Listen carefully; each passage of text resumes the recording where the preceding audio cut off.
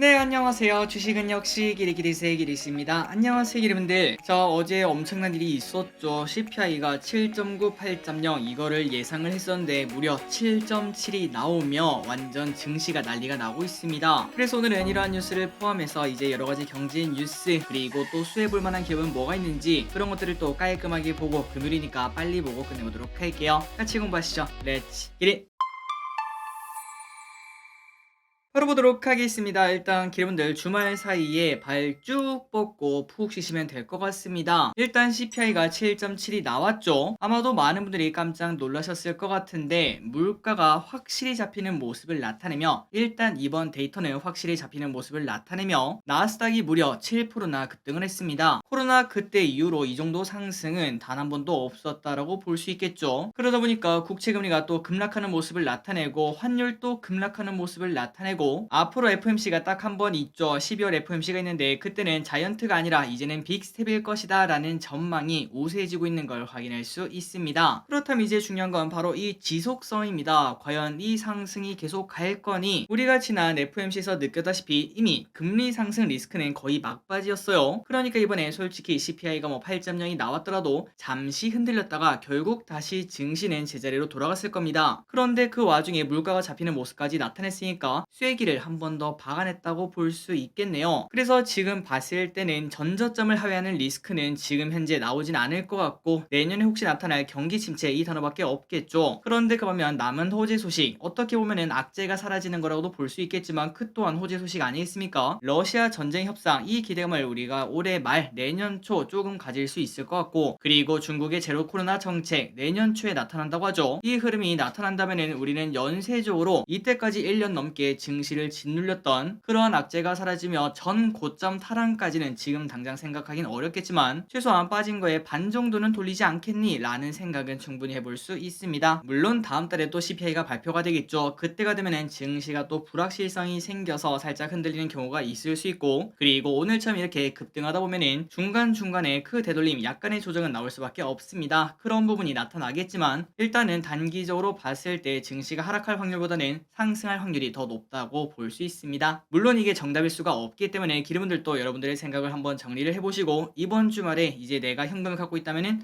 조금 더 매수를 해볼까 혹은 아니면은 아니야 이제 좀 많이 올라왔으니까 나는 여기서 조금 매도한 다음에 이렇게 급등했으니까 다시 조정이 나오겠지 그때 다시 매수를 하던지 아니면은 내년 초 경기 침체 걱정이 나온다고 하니까 그때까지 현금 비중을 조금씩 늘린 다음에 그때 이제 마지막 기회를 딱 잡고 매수를 하겠어 이러한 전략을 확인해 보시면 좋을 것 같습니다. 다만 이때 여러분들이 꼭 명심해야 될 거는 무조건 하나만 올인하는 건 좋지 않습니다. 그러니까 예를 들어 내년에 경기 침체 오면은 코스피 무조건 2천 갈 거야 그러면 지금 나 다 팔래 이러한 전략은 세상에 절대 100%가 없다는 거 여러분들이 이제 알고 계시죠? 그렇게 많은 전문가들이 증시 더 이상 하락할 데가 없습니다. 이렇게 말을 해도 하락하는 게 증시였고 그리고 하락하다 보니까 이제 더 빠집니다. 코스피 2000 깨집니다. 그렇게 많은 사람들이 말했습니다. 차트 보여주고 지표 보여주고 그런 식으로 우리의 공포를 자극시키는 걸 확인할 수 있었죠. 그런데 보니까 어떻습니까? 그 사람들 말 하나도 맞은 게 없습니다. 그러니까 우리가 증시를 예측할 수가 없다는 게 포인트라는 거겠죠. 그렇기 때문에 기분들이 전략을 짤 때도 내 말이 무조건 맞다는 그러한 어떻게 보면 욕심이겠죠. 그걸 맞추면 큰 수익을 얻을 수 있으니까 그걸 욕심 부린다고 볼 수 있는데 그런 욕심은 잠시 내려두고 반 정도는 내 생각대로 하고 그리고 나머지 반 정도는 증시는 항상 오르는 게 정상입니다. 물론 그 사이사이에는 이런 굴곡이나 약간은 악재 그런 것들이 생길 수 있겠지만 멀리서 오면은 항상 빠지고 나면은 다시 오르는 게 주식이라고 볼 수 있겠죠. 그러니 이런 것들도 종합적으로 생각해서 증시가 그냥 바로 올라가든 아니면 빠졌다가 올라가든 어떤 흐름이 나타나도 나는 둘 다 결국은 이길 수 있는 그러한 전략을 짜시는 게 가장 좋을 것 같습니다. 그러니까 말이 너무 길었네요. 한 줄로 정리하자면은 한쪽에만 몰빵하지 말자 이렇게 말씀드리고 싶습니다.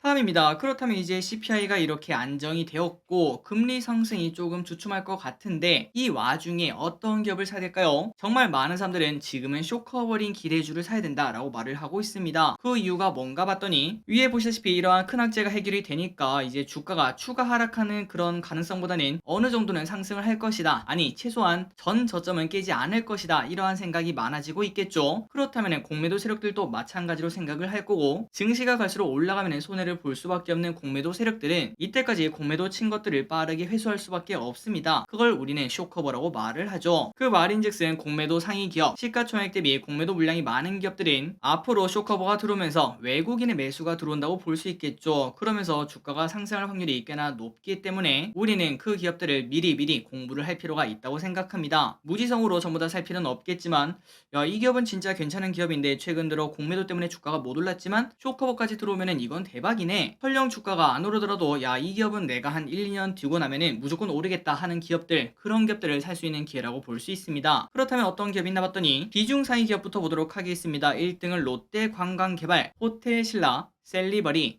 LX세미콘, OCI, LNF, 두산퓨얼셀, CIS, HMM, 바이오니아, HLB, 이런 기업들이 시가총액 대비 비중이 가장 많은, 공매도 비중이 정말 많았던 기업들이고요. 그리고 그 외적으로도 공매도 비중이 분명 있고 관심 있게 볼 기업은 뭐가 있나 봤더니 위메이드, 에코프로비엠, 현대두산 인프라코어, CS윈드, 아모레퍼시픽, 카카오뱅크, SK바사, 펄어비스, 두산, LG노텍, 위 같은 기업들을 한 번쯤 이번 주말에 꼭 공부해보시면 좋을 것 같습니다. 필요하시다면 스크린샷 찍으시면 될 것 같아요. 3초 뒤에 넘어가도록 할게요.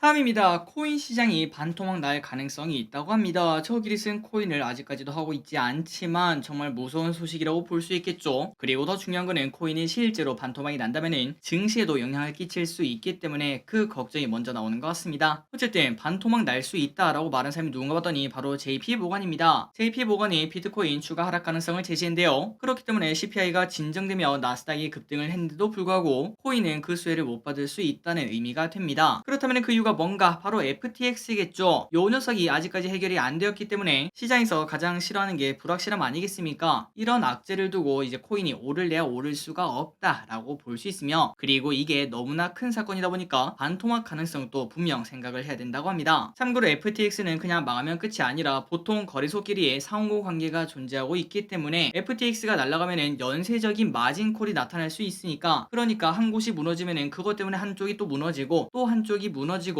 도미노처럼 쭈르륵 쓰러지는, 그러니까 코인 내 생태계가 조금 많이 파기되는 그러한 상황이 분명 벌어질 수 있다고 합니다. 그렇기 때문에 JP모건은 조심하자라고 말을 한다고 합니다. 코인 하시는 분들은 이런 부분도 참고하시면 될 것 같습니다. 다음입니다. 카카오 친구들 불타요. 자, CPI가 꺾이면서 금리 인상폭이 줄어들 게 이제 조금은 확실해졌죠. 최소한 0.25는 안 오르지 않을까라는 생각을 해볼 수 있는데요. 그 말인즉슨 성장주에게는 당근을 한 포대나 쥐어준 것입니다. 그래서 오늘 누가 많이 오르나 봤더니 일단 지금까지 많이 빠졌던 애들이 가장 먼저 오르는 흐름을 나타냈습니다. 그리고 그 중심에는 역시 성장주는 카카오였다라는 이야기가 나오겠네요. 카카오페이가 무려 상한가에 도착하는 걸 볼 수 있고 카카오뱅크도 상한가 근처까지 갔다가 지금은 살짝 빠지고 있는데 장 막판은 어떻게 될지 모르겠네요. 또한 그 덩치가 큰 카카오도 18%인가요? 그 정도 상승하는 흐름을 나타냈었고 카카오게임즈도 마찬가지로 같이 폭등하는 모습을 나타냈었습니다. 진짜 성장주의 대표 주자는 카카오구나, 이걸 증명했다고 볼 수 있겠네요. 그래서 우리가 이제 중요한 거는 이 흐름이 어디까지 갈지 이 부분이 궁금할 것 같습니다. 오늘 같은 장 증시가 분명 오르긴 했는데 카카오, 카카오페이 이런 거 보고 있으면은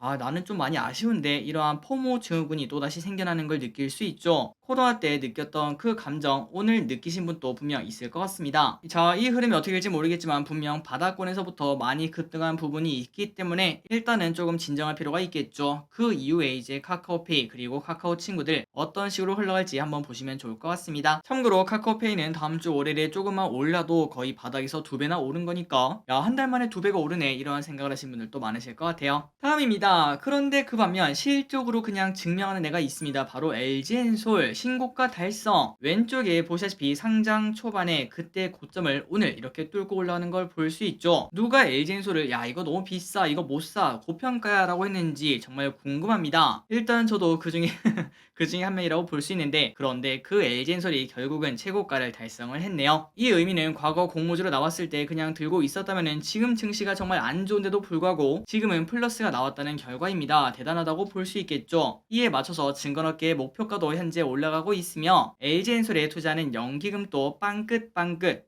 내 말 맞지? 라고 하고 있을 것 같습니다. 다음입니다. 빈살만 대기업 총수 만난다. 빈살만이 한국에 오면서 이재용 삼성전자 회장을 비롯한 다른 총수도 만날 가능성이 현재 나온다고 합니다. 그러다 보니까 여기에 관심이 높다고 하는데요. 네옴시티의 관심도가 지금 증시에서 매우 높은데 깜짝 회동까지 나타나면은 여기에 대한 관련주도 우리가 또 공부를 해봐야 될 것 같습니다. 그렇다면은 이재용 삼성전자 회장을 만나면은 어디가 수혜를 볼까 봤더니 바로 5G, 인공지능 등 스마트시티에 필요한 ICT가 바로 그 수혜의 주인공으로 현재 본다고 합니다. 그래서 최근 들어 한 몇 개월 전부터 올랐던 네옴시티 관련주가 오르는 게 아니라 갑자기 ICT에 관련된 기업이 상한가를 가는 등 그런 흐름을 최근 나타내고 있죠. 이 부분도 우리가 고민을 해봐야겠네요. 게다가 기본적으로 삼성물산, 삼성엔지니어링 이러한 EPC 설계 조달 시공을 한 번에 다 하는 계열사도 수혜 가능성이 분명 존재를 하고 있다고 합니다. 이어서 보도록 하겠습니다. 한국 사우디 빅딜 가능성이 나타난다고 합니다. 참고로 사우디 왕세자는 17일 날 한국에 온다고 하는데 이때 윤 대통령이랑 이제 얘기를 한다고 해요. 그런데 여기서 2030 세계 엑스포와 사우디 네옴시티 원전 건설 사업을 맞교환하는 빅딜이 성사될 수 있다라는 가능성이 나온다고 합니다. 물론 이걸 들으시는 기름분들 중에서 아니 야 세계 엑스포랑 그거랑 바꾸면 이거 이득 맞아 우리 세계 엑스포 해야 되는 거 아니야 라는 생각은 분명 해볼 수 있는데 사실 엑스포는 일단 지금까지 봤을 때 우리나라가 사우디에게 매우 불리한 상황입니다. 지난번에 봤을 때 거의 전 세계의 3분의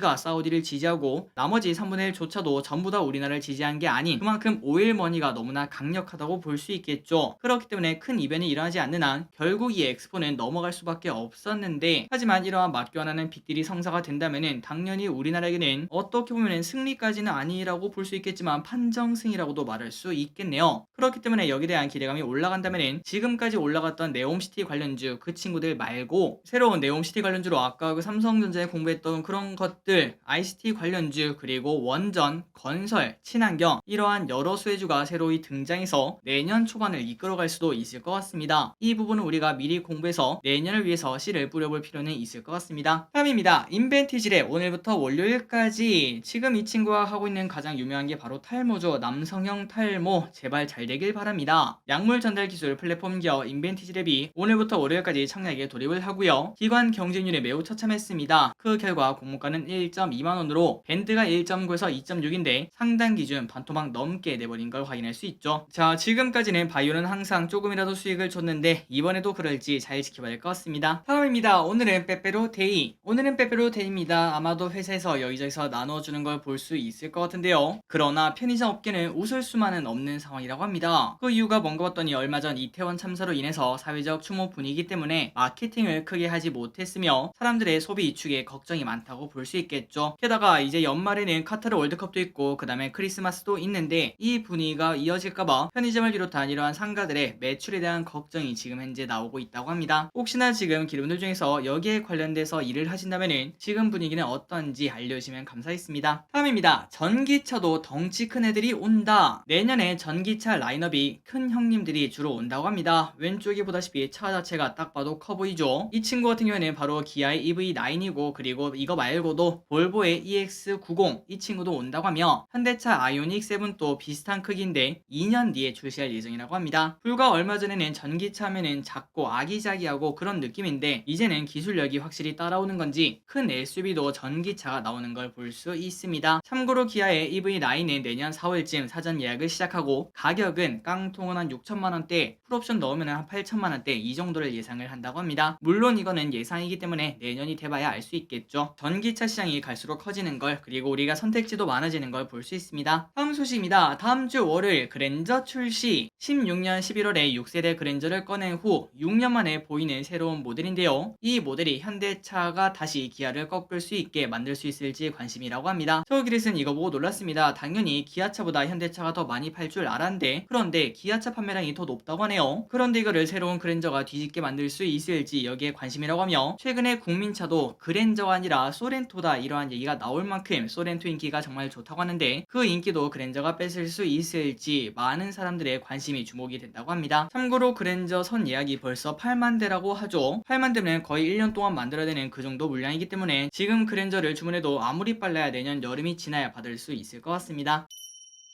밤입니다. 오늘 또 미세먼지 카드. 갑자기 미세먼지가 좀 심각해요. 가득가득 창문을 열기가 싫을 정도죠. 대기가 정체를 하고 있어서 미세먼지가 빠져나가지 못하고 있다고 합니다. 그런데 다행인 것은 아마도 내일 되면 해소가 될 것으로 보인다고 하니까 주말에는 맑은 하늘을 볼 수 있을 것 같습니다. 게다가 주말에는 비 소식이 있는 곳도 있다고 하니까 여러분들 어디 나가신다면 일기예보 한번 확인하시기 바랍니다. 다음입니다. MLCC가 다시 온다. 스마트폰 수요 둔화가 나타나면서 MLCC 적층 세라믹 콘덴서 시장이 같이 둔화가 되었었지만 그런데 내년에 다시 반등할 것이다, 이러한 전망이 나오고 있습니다. 사실 MLCC 삼성전기가 매우 주력으로 하고 있는 사업이라고 볼 수 있겠죠. 그리고 이 삼성전기는 삼성전자 주가 흐름이랑 진짜 똑같이 흘러갑니다. 그러니까 최근 들어 삼성전자가 올랐다는 거는 삼성전기도 오를 수밖에 없다는 거겠죠. 그렇다면 삼성전기가 이렇게 올라온 이유가 무엇인가, MLCC가 좋아지는 이유가 뭔가 봤더니 그 주인공은 세트가 또 회복하는 그런 기대감도 있겠지만 전기차에서 큰 수요가 보인다고 합니다. 기존 차량에는 MLCC가 한 3,000개 정도밖에 안 들어갔는데 전기차에는 무려 1만 개가 넘게 들어간다고 하니까 기대가 당연히 된다는 거겠죠. 내년에는 차량용 반도체 수급난도 완화가 되어서 완성차 판매량이 높아질 것으로 보이니 MLCC 수요도 당연히 증가할 것으로 보인다고 합니다. 삼성전기의 주가 흐름은 어떨지 관심 있게 봐야겠네요. 다음 소식입니다. 파라다이스가 빅 서프라이즈. 우리나라 카지노주 하면은 빼놓을 수 없는 파라다이스. 이름부터 완벽하죠. 그런데 이 친구가 실적이 잘 나왔습니다. 매출액 1895억, 영업이익 383억으로 각각 전년동기 대비 55%, 697% 증가를 했다고 합니다. 또한 이 수치는 컨센을 따돌리는 매우 좋은 서프라이즈가 나왔기 때문에 증권사들은 호평을 하고 있습니다. 그렇다면 실적이 좋아진 이유가 뭘까요? 맞습니다. 일본 VIP가 이제 슬슬 온다고 해요. 그래서 이러한 부분 때문에 실적이 좋아지고 있다는 걸 볼 수 있고 호텔도 좋은 흐름을 나타내고 있다고 합니다. 그나저나 일본 VIP 그렇게 돈 많은 사람들도 여기 와서 돈을 쓰고 결국은 잃고 간다는 걸 확인할 수 있는데 이걸 보니까 우리가 절대